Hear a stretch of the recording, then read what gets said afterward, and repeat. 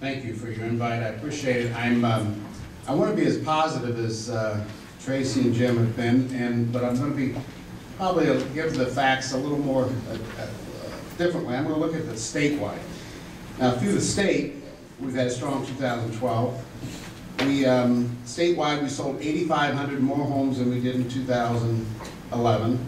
That's up 14%. There were 66,500 homes sold, and the median price was up 4%, and the average sales price was up 3.6%. But what's interesting is, and I think what's more important, why we see this trend start to really change, is that we've had 18 consecutive months of larger home sales, and the pending sales have gone up 15 months consecutively.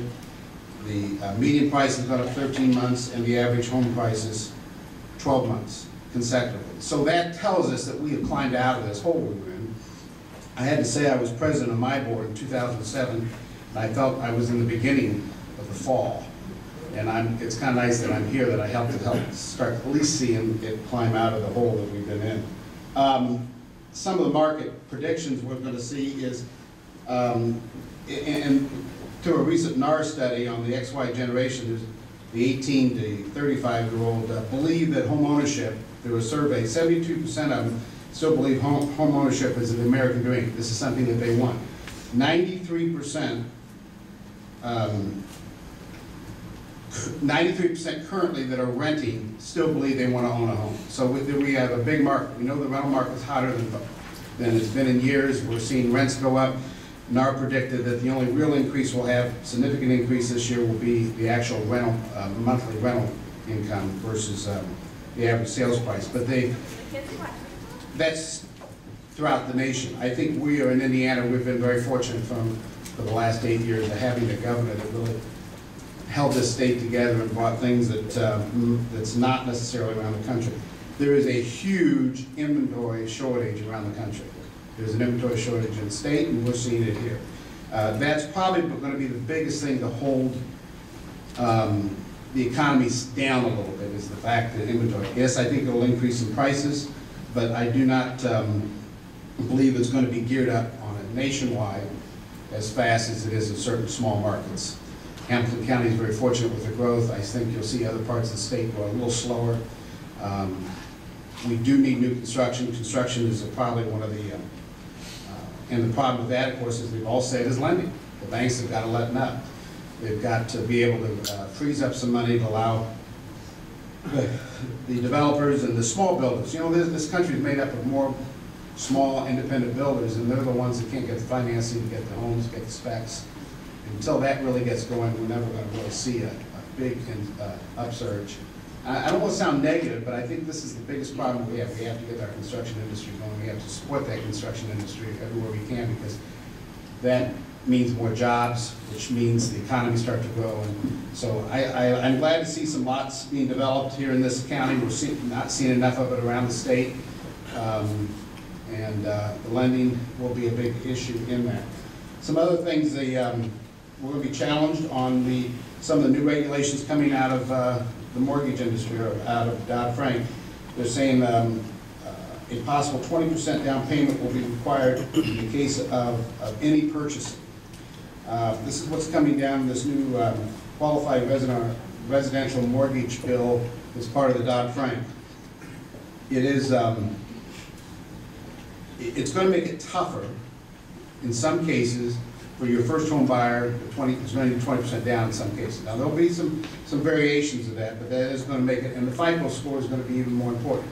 We're going to draw a lot of stress on keeping that, qualifying that individual with the right FICO score. And it's important to probably consult with your clients on how important that FICO score is and how different ways of getting up. I think a year ago we had an expert come into our company and talk about educating our agents and our population of agents of what the FICO score means and how they can help their clients in working on those issues. There are little tricks in getting that up.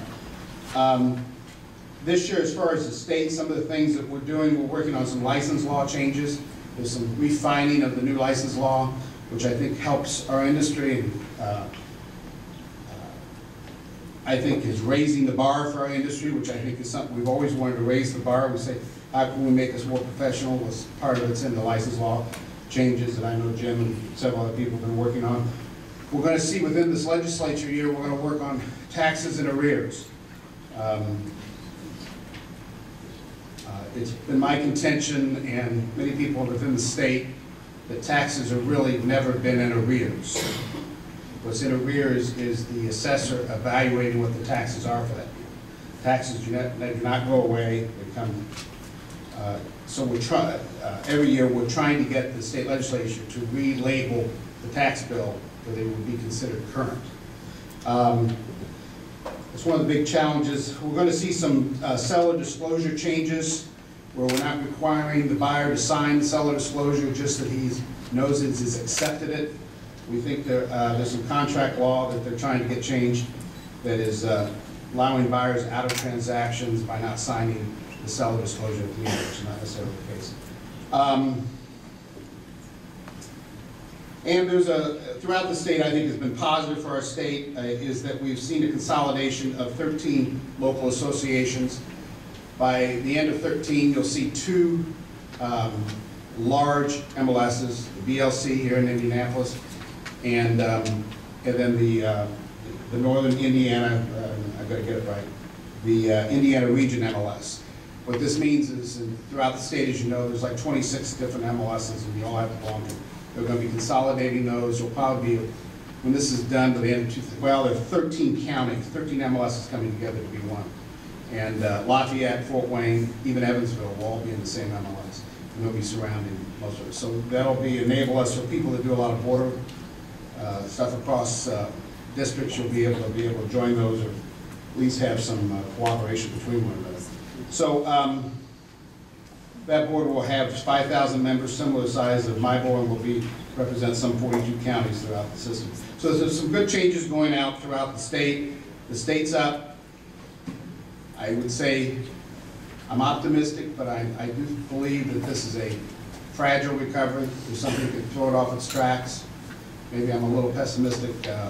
I don't know I don't think we see the full effect of Obamacare to what this is going to cause people in thinking about how they're spending and how much money they're going to have, and how business is going to affect us. So I think we're on the right track. I think we just go slow and steady, and all of us will see a nice continual upside recovery. And I'm positive. I've survived, right? We've all survived. This is the most important thing. We've survived probably 5 of the worst years in my lifetime in an industry that has gone through some real hurdles. And I'm glad to see you all here and consider all survivors. Thank you.